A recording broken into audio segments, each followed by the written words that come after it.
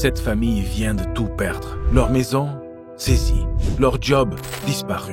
Et ce n'est pas un cas isolé. C'est ce qui attend des milliers de Français en 2025. Crédit qui explose, salaire qui stagne, factures qui s'envolent. Et derrière, un État endetté jusqu'au cou qui n'a plus les moyens d'aider.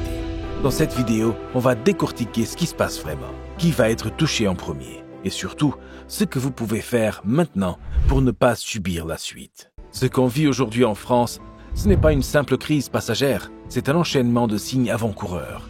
Tout s'accélère, hausse brutale des taux d'intérêt, inflation persistante, explosion des faillites et une dette publique qui a dépassé les 3100 milliards d'euros. Pendant que certains espèrent un retour à la normale, d'autres se préparent déjà au pire scénario. Alors la vraie question c'est, est-ce que ce qui arrive peut vous toucher, vous? Dans cette vidéo, on va analyser les 4 signaux d'alerte majeurs que trop de gens ignorent. On verra quelles catégories de Français seront les plus exposées et surtout, quelles décisions concrètes vous pouvez prendre maintenant pour ne pas subir ce qui vient. Parce que cette fois-ci, attendre pourrait coûter bien plus cher que d'agir. Depuis le début, on vous a dit que la pierre, c'était du solide. Qu'acheter, c'était sécuriser votre avenir. Mais en 2025, ce mythe est en train de s'effondrer.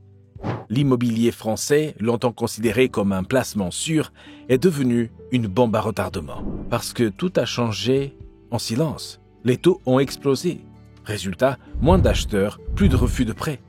Et ceux qui ont acheté entre 2020 et 2022, aujourd'hui se retrouvent coincés. Le crédit coûte beaucoup plus cher. Et dans certaines villes, la valeur de leurs biens commence à chuter. C'est ce qui est arrivé à Julien et Mélanie. 32 ans, 2 enfants, en banlieue lyonnaise. Ils ont acheté en 2021 au sommet du marché. Aujourd'hui, leur maison vaut moins que leur crédit. Ils dorment dans le salon pour pouvoir sous-louer une chambre et éviter le défaut de paiement. On appelle ça la valeur négative. Et si vous êtes dans ce cas, vous ne pouvez ni vendre ni partir. Mais le pire, c'est que ça ne touche pas que les acheteurs. Les locataires aussi prennent cher. Les loyers ont explosé, surtout dans les grandes villes. À Paris, Lyon, Bordeaux, certains doivent choisir entre se loger ou manger. Et pendant ce temps-là, les banques resserrent encore plus les conditions d'emprunt. Moins de prêts, moins de ventes, plus de tensions. Et ce n'est que le premier domino, parce que derrière l'effondrement de l'immobilier, c'est toute l'économie réelle qui peut s'écrouler. Et le plus dur, c'est que personne ne vous prévient. Vous l'avez sûrement remarqué, tout coûte plus cher. Le plein, c'est 20 € de plus. Le caddie, il est plus vide, mais 2 fois plus salé. En 2 ans, le prix des produits de base a explosé. Plus 14% sur les pâtes, plus 18% sur la viande, plus 30% sur certains fruits et légumes. Et ce ne sont pas des chiffres abstraits, ce sont vos courses, votre quotidien. Le pire, ce sont les salaires, qui, eux, ne bougent presque pas. Ce que vous gagnez aujourd'hui a moins de valeur qu'hier. Et demain, ce sera encore pire. Les classes moyennes s'effondrent. Celles qui arrivaient à épargner un peu ne mettent plus rien de côté.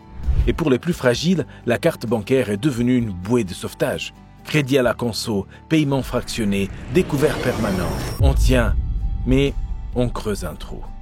On ne vit plus, on survit. Et quand il faut choisir entre le chauffage et les courses ou repousser une consultation médicale parce que c'est pas urgent, on comprend que la crise n'est pas à venir. Elle est déjà là. Mais si vous pensez que le problème c'est juste les prix, attendez de voir ce qui se passe du côté des entreprises. Depuis 1 an, on assiste à une lente hémorragie. Chaque semaine, des commerces ferment, les artisans déposent le bilan, des boîtes licencient en silence. L'année dernière, plus de 22 000 entreprises françaises ont fait faillite. Et cette année s'annonce encore plus brutale. Hakim avait une pizzeria à Tours depuis 12 ans. Les hausses de prix, la baisse de fréquentation, l'électricité, les charges, il a tenu jusqu'en février 2025, puis il a tout fermé. Il rembourse encore le prêt du four à pizza, mais il n'a plus de local, plus de clients et plus de salaire. Et chaque entreprise qui tombe, c'est des dizaines de vies qui basculent. Les CDD ne sont pas renouvelés, les CDI sont coupés. Et même ceux qui gardent leur poste travaillent avec la peur au ventre. On n'a plus de visibilité, on gère au mois le mois, on verra après les élections. Voilà les phrases qu'on entend partout. Et derrière ce chômage qu'on ne veut pas nommer, il y a l'autre réalité, le sous-emploi. Des diplômés qui bossent à mi-temps, des salariés payés au SMIC dans des grandes villes, des freelances qui vivent avec 900 € par mois. Et ce qu'on voit aujourd'hui, c'est pas du plein emploi. C'est des gens qui bossent plus que jamais pour vivre moins bien que jamais. C'est des fins de mois qui commencent le 12, des boulots mal payés, instables, sans avenir. On appelle ça la flexibilité du marché, mais dans la vraie vie, ça s'appelle galérer. Et ce qui est encore plus inquiétant, c'est que l'État, lui aussi, commence à couler. Longtemps, on a cru que l'État pourrait tout encaisser, tout financer, tout compenser. Mais en 2025, la réalité est brutale. L'État est à court d'argent. La dette publique dépasse les 3100 milliards d'euros. C'est simple, chaque jour, la France rembourse plus d'intérêts que ce qu'elle investit dans ses hôpitaux ou ses écoles. Et ça ne fait que commencer. Pour tenir, l'État coupe dans les services, coupe dans les dotations, et pendant ce temps, il augmente la pression fiscale. Moins d'aide, moins de médecins, moins de justice, mais plus d'impôts, plus de contrôle. Et c'est logique. Quand les caisses sont vides, ce sont les citoyens qui trinquent. Mais à ce rythme, on ne parle plus d'un État protecteur. On parle d'un État en mode survie. On a vu le contexte, les chiffres, l'État. Mais maintenant, on va parler de vous. Parce que la vraie question reste entière. Qui va encaisser le choc et qui va y survivre? C'est pas forcément ceux qu'on imagine. Ce ne sont pas les plus pauvres, ni les plus riches. Ce sont ceux qu'on appelle les gens ordinaires. Ceux-ci, jusqu'ici tenaient bon. Mais aujourd'hui, leur marge de manœuvre a disparu. Il y a d'abord les jeunes propriétaires, ceux qui ont acheté leur premier logement au plus haut entre 2020 et 2022, à crédit, souvent avec des aides, parfois à taux variable. Leur crédit a augmenté, leur pouvoir d'achat a baissé et la valeur de leurs biens commence à chuter.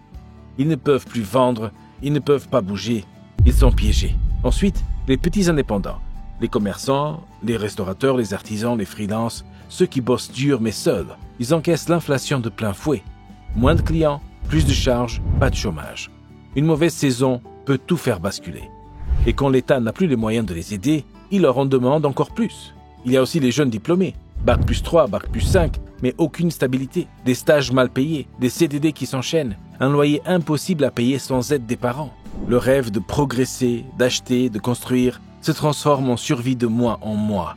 Et puis, il y a les retraités. Pas ceux qui vivent confortablement, mais ceux qui touchent 1100 ou 1200 euros par mois. Quand l'électricité, la nourriture, les mutuelles augmentent, ils doivent commencer à choisir ce qu'ils vont sacrifier. Et souvent, c'est leur santé ou leur dignité. Tous ces profils ont un point commun. Ils n'ont plus de filet de sécurité. Un imprévu, une nouvelle hausse, une crise de plus, et c'est la chute. Mais que peut-on faire pour éviter ça? C'est ce que nous allons voir. On ne va pas vous mentir. Vous ne pouvez pas contrôler l'économie mondiale. Vous ne pouvez pas empêcher l'inflation, ni réécrire les lois fiscales. Mais ce que vous pouvez faire, c'est de reprendre le contrôle sur ce qui dépend de vous. Première chose, diversifiez vos revenus. Si vous n'avez qu'une seule source de revenus aujourd'hui, vous êtes vulnérable. Aujourd'hui, attendre que tout vienne d'un patron, d'un contrat, d'un seul client, c'est jouer à qui tout double. Même un petit revenu secondaire en ligne, en indépendant, en auto-entreprise, peut devenir votre bouée de secours demain. Deuxième chose, allégez vos dettes. Si vous avez des crédits conso, des mensualités qui s'accumulent, faites le ménage maintenant. Ce n'est pas sexy, ce n'est pas motivant, mais dans une économie qui tangue, c'est indispensable. Troisième chose, mettez de côté. Un fonds d'urgence, ce n'est pas une option. C'est votre assurance vie contre l'imprévu. Même si ce n'est que 30 ou 50 euros par mois, mieux vaut un petit matelas que pas de parachute. Quatrième chose, soyez lucide. Suivez ce qui se passe. Ne vous informez pas uniquement à la télé. Ouvrez les yeux et posez les bonnes questions. Ceux qui survivent aux crises, ce ne sont pas les plus riches, ce sont les plus réactifs. Et enfin, entourez-vous. Dans un monde qui devient instable, être seul, c'est risqué. Un réseau, des gens qui vous soutiennent, des relais. Parfois, c'est ça qui fait la différence entre rester à flot ou couler. Personne ne peut prédire jusqu'où cette crise ira, mais ceux qui agissent maintenant auront toujours une longueur d'avance. On ne choisit pas toujours ce qui s'effondre autour de nous, mais on peut choisir ce qu'on construit à côté. Certains l'ont compris plus tôt. Ils ont monté un revenu mobile qu'ils contrôlent à 100%. Ils ne dépendent plus d'un pays, ni d'un patron, ni d'une météo politique. Vous pouvez faire pareil. Ne partez pas à zéro, inspirez-vous de ceux qui l'ont déjà fait. La vidéo de Neige Douma vous montre comment faire. Cliquez ici pour la regarder.